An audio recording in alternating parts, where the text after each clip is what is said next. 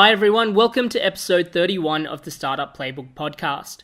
My name is Rohit Bhargava, and each week I interview successful founders, investors, and subject matter experts on how they got started, the strategies they used to succeed, and their advice to current and future entrepreneurs. I hope all of you had a great festive season and are ready for a big 2017. So to kick things off for this year, I sat down with Anthony Johnston, the head of Ogilvy Ventures. Ogilvy Ventures is a subset of the Ogilvy Group that focuses on the commercialization of ideas and direct investment in business ventures. Prior to this role, Anthony was the marketing director at Foxtel before leaving to start his own businesses. In this episode, Anthony shares a range of thoughts on topics such as the characteristics of good founders, the different types of corporate innovation, and how startups and corporates can work closer together. Without further ado, here is my interview with Anthony Johnston. Hi Anthony, welcome to the Startup Playbook podcast, and thanks for taking the time to be here today. You're welcome. So for those people that may not be as familiar with you or Ogilvy Ventures, can you share a little bit about your background and what got you here today? Sure. My background is in a broader marketing, in the broader marketing sector. Having been marketing director at Foxtel, was over in the UK for 5 years, Canada before arriving back here and moving into an agency in a GM role. Got disillusioned with the agency world and went out and have been doing my own thing for a while. I've run a commercial retail business which I set up and sold. I set up, raised money, ran and sold an online dating business. And like every good entrepreneur, there's always a failure in amongst it, which was an online payments business, which we did for 2.5 years, raised capital, went to Vietnam, didn't go so well.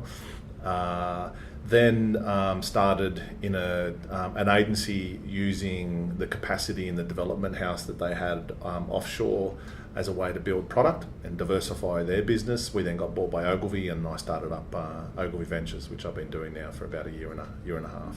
Sure. So kind of going back to the start, you mentioned that you were the marketing director at Foxtel. What kind of instigated that change for you to leave that sort of corporate job to starting your own thing? You start thinking about it at a young age, and you just need the right opportunity and the right idea. I'd been thinking about what I was going to do for some time before that. You do something for a while. I think, certainly in my case, I wanted to do different things. Very conscious that if you stay too long in one role, you become that role. And I think to be successful, you need to broaden your experience. And I wanted to get out of marketing as a sector on its own and build businesses. So I've been thinking about it for some time. It just so happened that I was at Foxtel at the time when I got out and started the first business. It was no reflection on Foxtel. Great product, and we launched digital into the marketplace, which was interesting. Back in 2004, I think that was. And then went in and did my own thing. Sure. So you mentioned that you were looking for kind of the right timing and the right opportunity and perhaps the right idea. A lot of sort of early stage startup founders that I meet for the first time have a couple of different ideas. How do they choose between them or know which one is the right one for them? Yeah, it's really hard, and there's a couple of ways that I now explain to people how you should go about it, and one of them is to exhaustively open up what it is you're trying to do to people who've got good advice. I think it's dangerous, and it's very easy to do, and I know I did this. When you first come across an idea, you don't think anyone else has got that idea. You slowly find out that there are other people around, but no one is as good as your idea.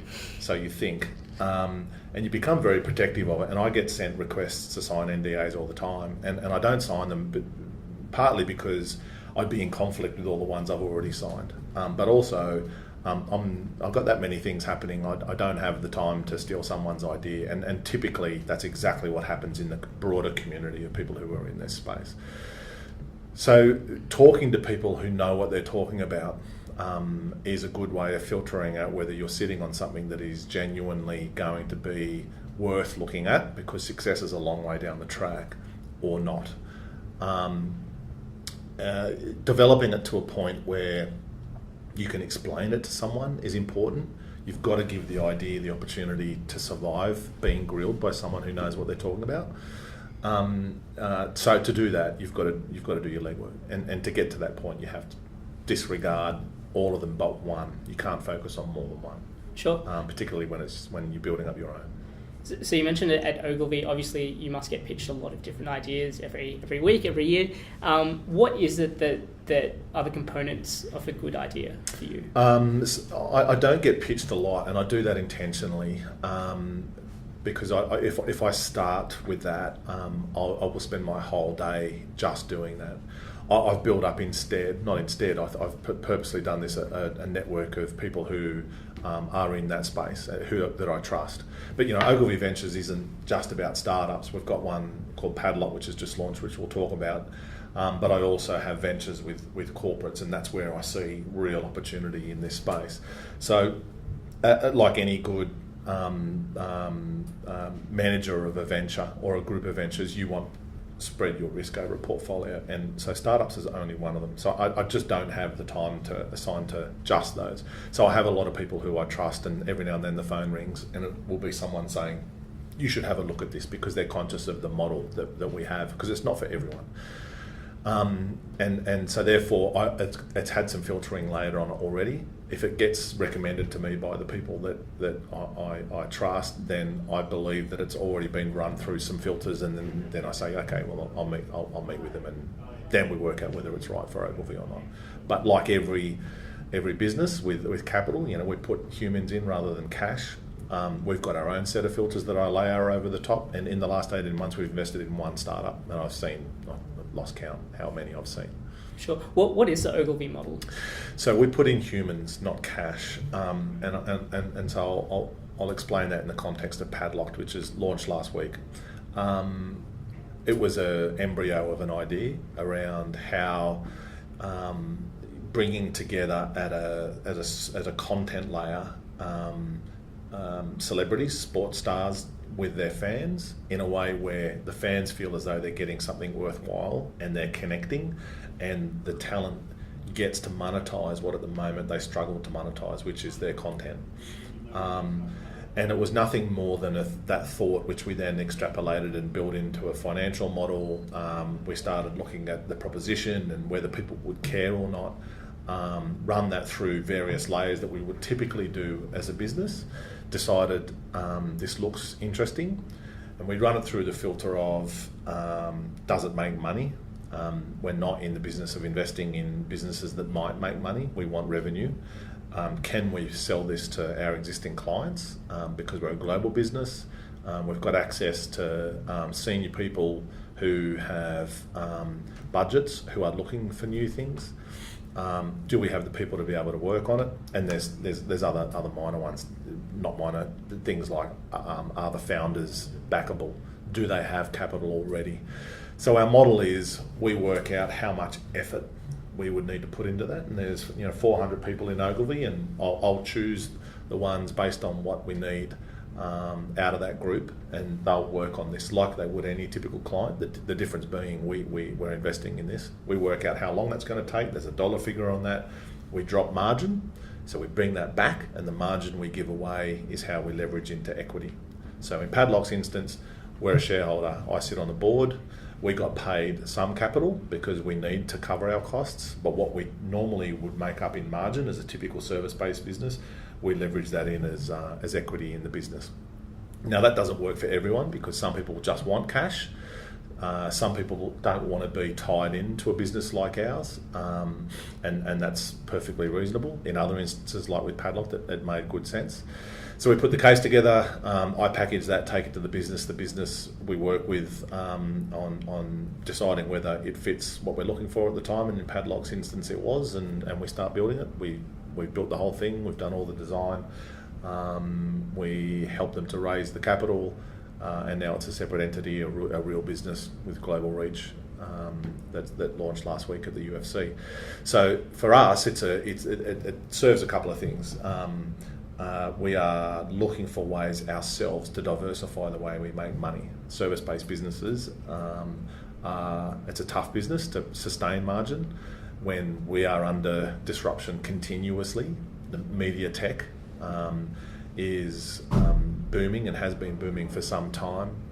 Things that we would have built in the digital part of the business alone is now owned by someone like a Facebook or a Campaign Monitor or a Sitecore. All those platforms where there were really healthy dollars and healthy margin are now being dealt with directly by the client. So we have to think of ways to make money in different ways ourselves. We continually go to a client and ask them to take risk, so we need to be doing that ourselves, right? But not many agencies do, certainly not many service-based businesses do. So we need to do that. It's also good for our internal staff as a way of working on different projects. Our clients like it because it's by nature it's new, and in the startup space, and then in the corporate space, which we'll get to, we do other things. So the model is around putting humans in, we make money, we invest in longer term uplift, because we don't make any money on a Saturday or a Sunday or at night when there's no one in the office. There's zero revenue. So these are about how do we make money when the doors are shut. How do we make annuities, which service-based businesses very rarely get to touch. So that's the core strategic reasons. How we go about finding them depends on who they come through, timing, and our appetite. Sure. Again, you kind of mentioned that one of the key factors for you in deciding to invest in an idea or a team is the founders that are behind that. Are there any specific characteristics or skill sets or particular things that you look for in founders? Yeah, definitely.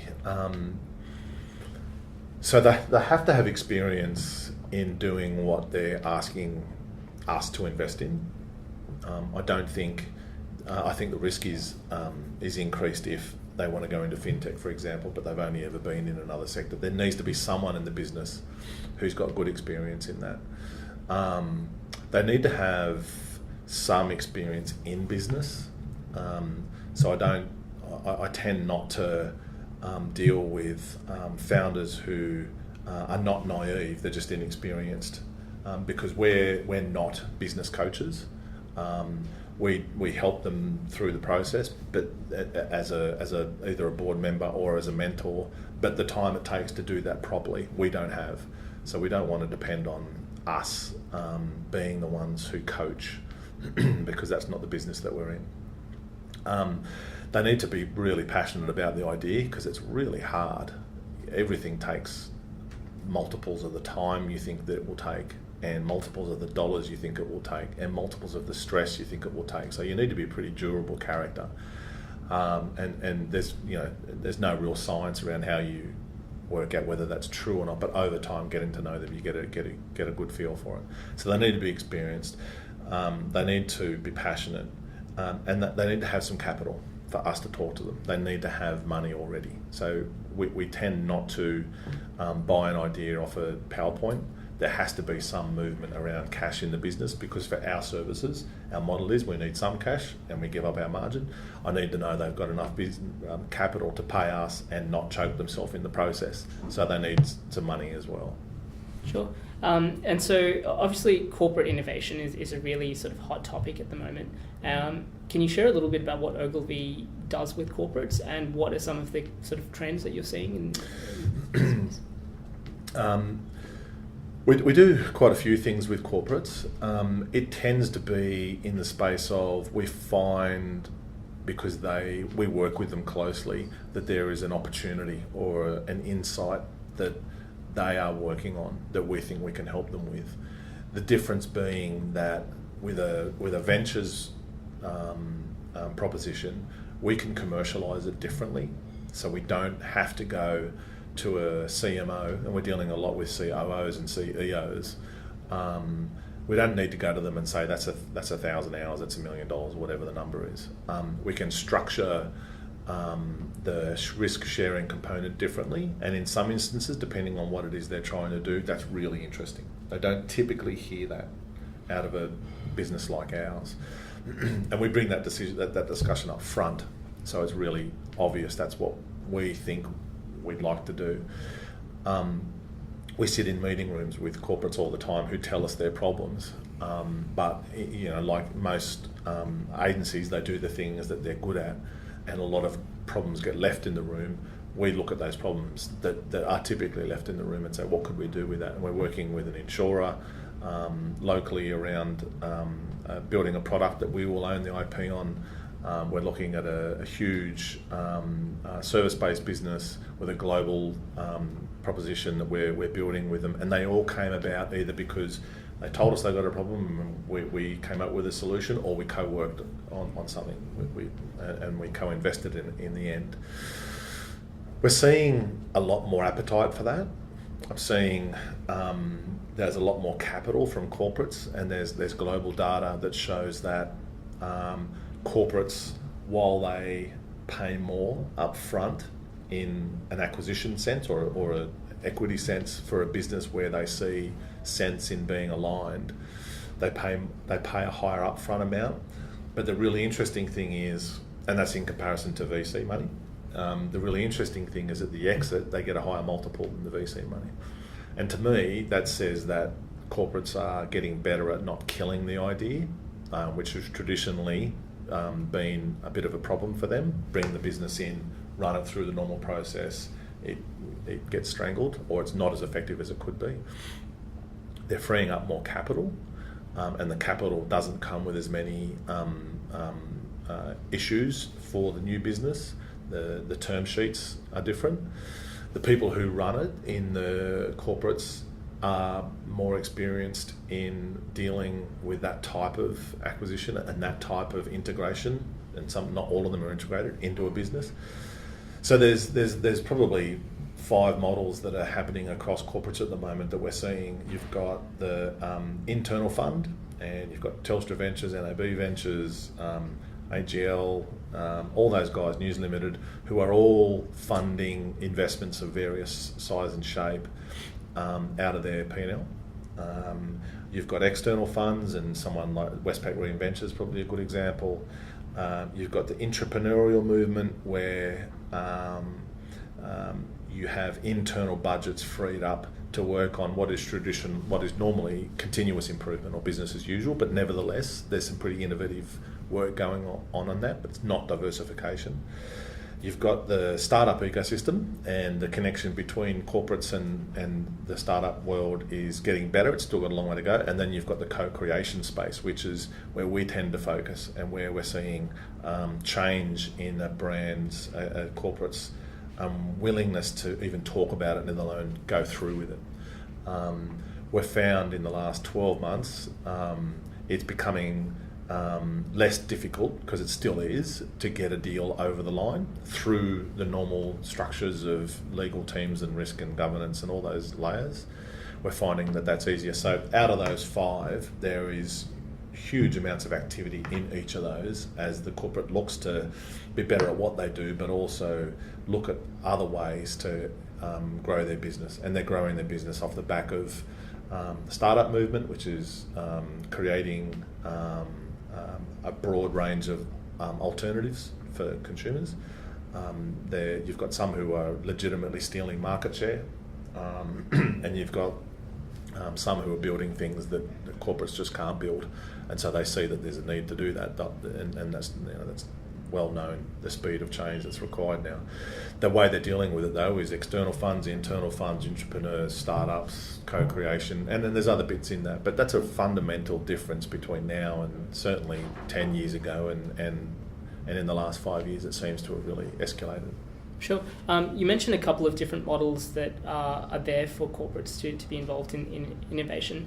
How does so from some of the consulting projects that I'm taking on with different corporates, I'm seeing that each case is very different. How does a corporate know what the right model is for them?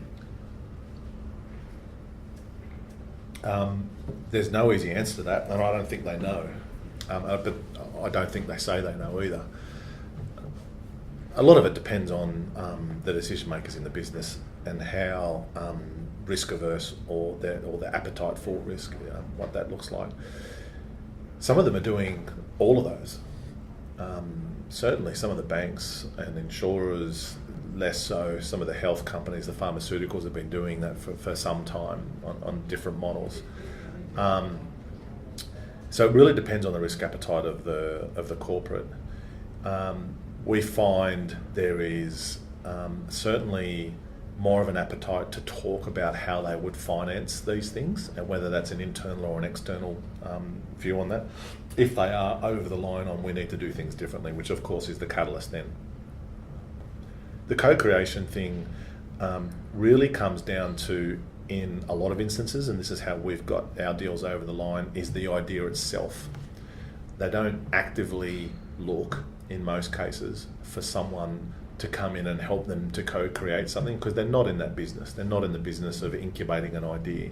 They're getting better at it, but they're getting better off the back of something that might not have been planned, but an idea came up that solves a problem that they have. And within that, there's lots of ways that businesses like ours or others can help, and there's a lot of work done with incubators and accelerators around trying to connect what can be single proposition businesses with a corporate to help them solve a problem. Where I see challenges with that, certainly in the startup world, is that a lot of businesses are single proposition that might not solve the entire problem that the corporate is looking for. And so by necessity, the clients are looking for other ways to do things. It might be through startups, it might be through co-creation, it might be through fund and building businesses and integrating, or whatever that might be, taking a longer term view on upside, which is what we do, right? But so they all have varying degrees of appetite. Obviously not everyone is doing this, but there tends to be at least one of those 5 underway in most corporates here. And I think globally, I don't know that we're necessarily at the forefront of this. We're not as far back as I think we have traditionally been with some forms of business change. Certainly out of the States and parts of Europe, this is prevalent. And you look at the ways that a lot of the large consulting firms are building their businesses now. They are putting more and more of their fee at risk in return for upside off the back of creating something. So not only are the service-based businesses, who are ironically the most traditional out of all of them, conservative in the way they make their money, they're being directed by their clients who are saying we need a different model, and they're kind of responding to that, which you could argue is what we're doing. Our clients not necessarily literally ask for it, but the market is asking for it, and we've had to respond.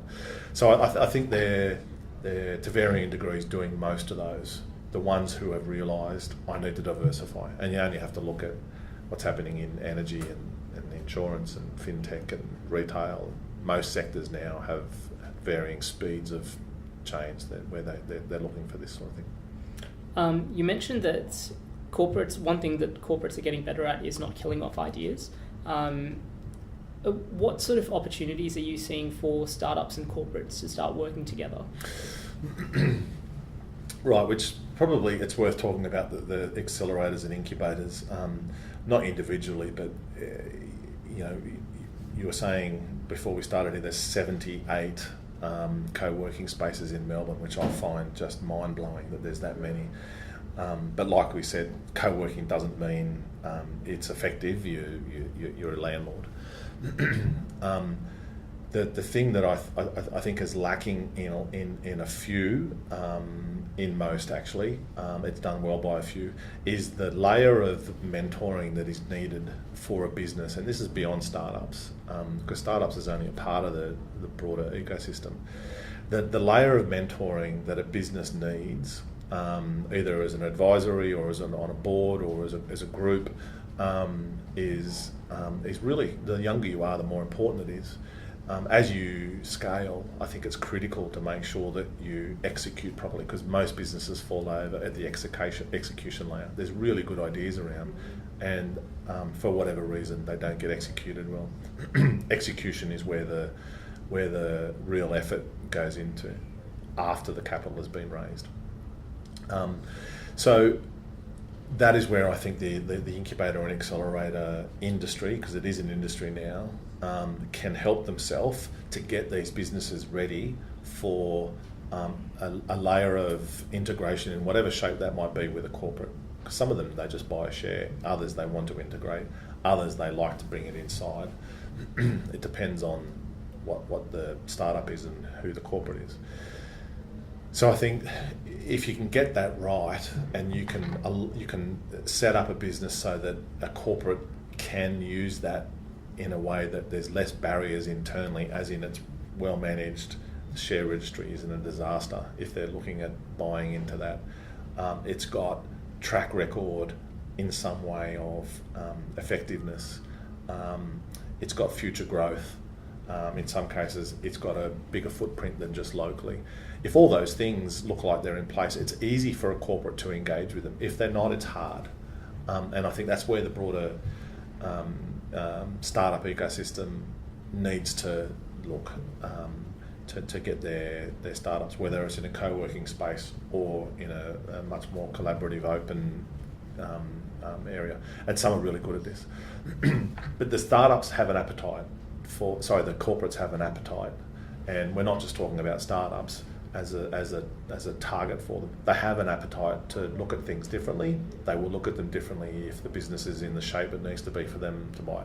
What I think is lacking is the funnel that these businesses go through to get to the corporate in the first place, that they need to be in the right shape for the corporate to be able to pay attention to it after a first meeting or a first couple of meetings. Corporates are looking for ways that they can do things differently. The really interesting strategic change is that they are not taking an idea or not trying to build an idea themselves on their own. They are looking externally now. Technology helps. The way that software certainly talks to software now has changed a lot of that. Makes it easier to buy, the business model around SaaS and all those sorts of things.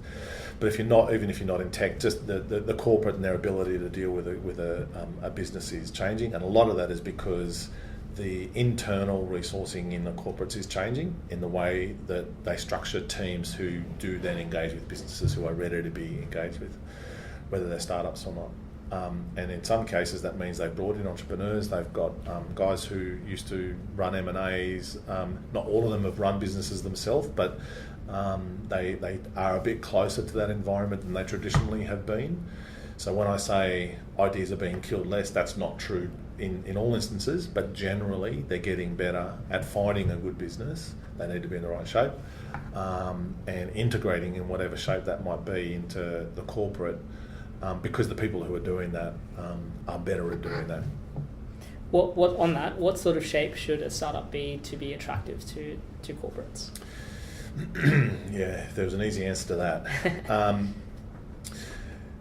Well, there's the structural things like debt, like share registries, like management being competent, like there being a board that is active, and there's others, but those elements are important because that's the due diligence bit where a lot of it can fall over. If there are skeletons in the closet, if there are complications that make it difficult, it's hard for an owner of a transaction in a corporate to break down barriers internally to get a deal over the line if those barriers are in conflict with what normal governance is within a company. That makes it really hard.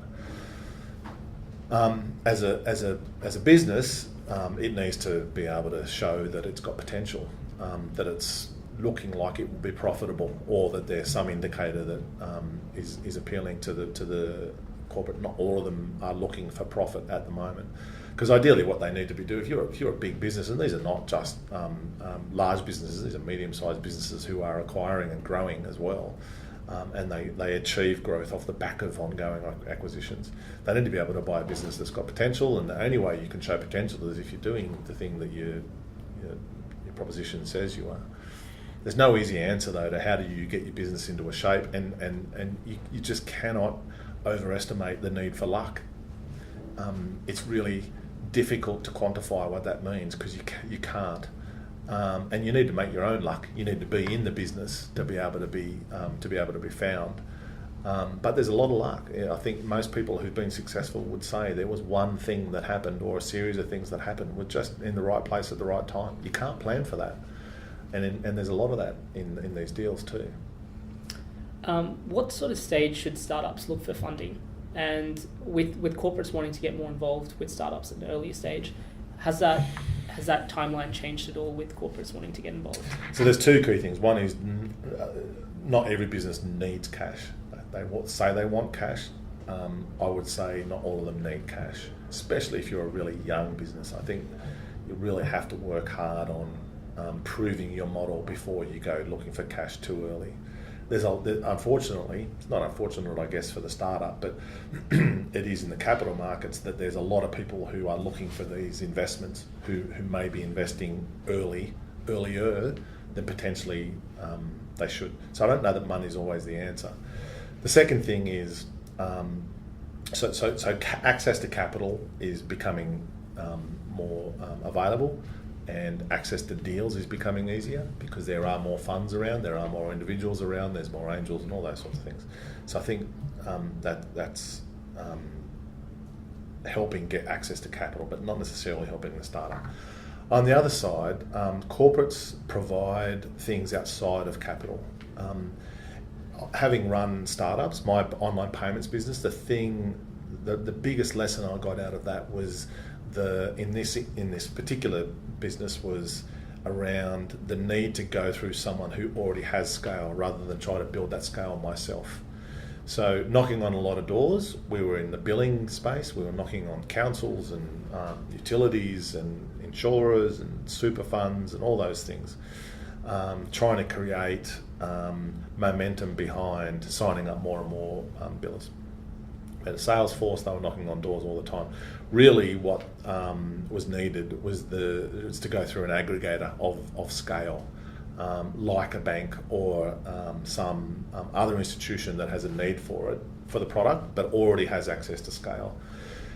So in our instance, we could have raised capital, we could have kept knocking on doors, and we did, and we went out and we kept knocking on doors, whereas really, and there's a price to pay in that, it's in the form of equity, dilution, or whatever that might be. Whereas you can still have those things happen, those events like dilution, or whatever that might be, and you don't need the cash, you might be able to access scale. You need to pay for scale somehow. So there's other ways that you can look at the benefit of a corporate outside of cash. You don't always need cash out of a corporate either. In some instances you do, right? You've got to run cash flow and you need to reinvest and continue to grow the business and hire people if you're going to be scaling. But it's not the only dimension to why you would deal with a corporate. Scale is really important. And that's the promise that they give, right? You're a business and you're looking for a way to do things differently. One of the promises you have for a younger business, not necessarily a startup, is access to scale. As a former founder, I find that really interesting. Money may or may not need to be part of it. Cash, scale is there's a direct link at a value layer to scale. Really mindful of your time, but before we go, and I know we touched on this a little bit earlier, but can you talk a little bit about Padlocked and how the partnership with UFC came about? Yeah. So this is really exciting for us. So Padlocked is in the business of creating a way where the two stakeholders have value, starting with sport and their fans. What we really find from the sports stars themselves, and we're talking about major global household names who are signing up, like UFC, is they are legitimately trying to control the message to the marketplace, because you go into a locker room with someone who's just finished a game of NFL and there's microphones all around them. They become very cliched. What they really want to do, and we've signed up a guy called Randall Cobb, who's a wide receiver for the Green Bay Packers. He just wants to represent himself as a human. He just wants to be normal, because these guys are normal. They go home, they have to cook lunch for themselves, and they have families, and they do normal things, some more than others. And they want to control the message to the marketplace, not control it in a manipulative way, but they just want to represent themselves. And it's difficult at the moment with their content channels. They've all built up substantial social channels, but they find it hard to monetize that, and they find it hard to communicate to the fans in a way that reflects who they are. And so by us building a platform that enables people to talk directly to talent, And Randall Cobb is a good example. He was in his lounge room throwing the ball over his shoulder to his dog, who was running around in his lounge room and jumping up on his lap and spilled his coffee all over his keyboard. And it was really funny. And you just saw a real normal guy who just happens to make squillions of dollars, and good luck to him. And as a fan, getting to ask that question or getting to talk to your idol, you just don't get. And so the proposition we've built up around the closest fan being, at the moment we have a platform where we have multi-way video, a bit like a Skype call, and we have streaming where thousands of people can watch and a handful of people can directly ask questions. Someone like Randall Cobb might finish training, he can get into his car, put his phone on his dashboard, and he can talk to thousands of people about how training went, the way he wants to represent it, and he can field questions. And in his instance, a 10-year-old asked him why his first 3 games he's been playing so poorly. This is a 10-year-old kid sitting with his hat on backwards on his balcony in Los Angeles, talking to Randall in Florida, watched by people in Vietnam and the UK. So you're globalising the ability for a fan to be able to get closer, and for a sports star to be able to represent himself as a human. So we launched at the UFC last Sunday in Melbourne. We've got 25 of their fighters coming on over the next 12 months who will be broadcasting through our platform at various times. We've got people like Randall Cobb, who's Green Bay Packers, Julian Randall, who is LA Lakers, even down to Sonia Richards-Ross, who's a former Olympic champion. We've got a whole bunch of European football, rugby, cricket, golf talent coming online in the next kind of period. But the whole platform is built around people being able to talk to their idols in a way that there's a real connection and getting close. And then we'll move it into entertainment and musicians, and we've got all kinds of really interesting people who are looking at this. So for us, it's a great way for us to bring brands in, because brands want to be close to that environment, and it makes money. It's a subscription model. We're testing the model of charging $2 a month to access content that you just cannot get anywhere else.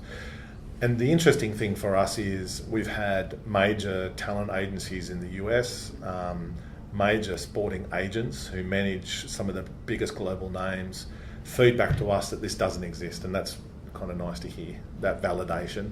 And not only are they saying it, they're backing it by signing exclusive deals with us. So we're a brand new business, and we've got deals with some pretty big names. So it's a good place to start. But the proposition of bringing, in a virtual sense, anyone, anywhere close to talent is really interesting. Talent are really looking for ways to express themselves. They're looking for ways to make money, as they should. They've got to make a living. And talent and the fans are kind of getting more content than ever, but it's controlled, or they don't have the ability to talk to them directly, and so it's a really interesting space, and we think the early signs are really, really positive. So as a first investment, touch wood, so far so good. We'll find out next year how it goes. Watch this space. Yeah. Exactly. Anthony, thanks so much for your time and insights today. That's been fantastic. For any of our listeners who want to get in touch with you, find out more, hear more about Padlocked, what's the best way for them to do that? Just hit me up on LinkedIn. Pretty easy to find. Tell me what you're up to. Perfect. I'll make sure we put up your LinkedIn on the show notes. Great. Anthony, once again, thanks a lot for your time, and you're welcome. Looking forward to the feedback from the listeners. Thank you. Thanks for listening to episode 31 of the Startup Playbook podcast. You can find the show notes of my interview with Anthony, along with a curated list of tools and resources for startup founders at startupplaybook.co. As always, you can join the conversation through our Twitter account. The handle is @PlaybookStartup. In the next episode, I interview Evan Thornley. Evan has spent most of the last 20 years pioneering the startup scene in Australia. He was the co-founder of LookSmart, which was Australia's first NASDAQ-listed high-tech company, and was the CEO of Better Place Australia, an audacious project that sought to provide the charging infrastructure to enable the mass adoption of electric vehicles around the world. It raised over $900 million in venture capital from top-tier investors including GE, HSBC, Israel Corporation, and Vantage Point Venture Partners. In the meantime, don't forget to subscribe to stay up to date with our latest episodes. Thank you for listening, and I'll see you at episode 32 next week.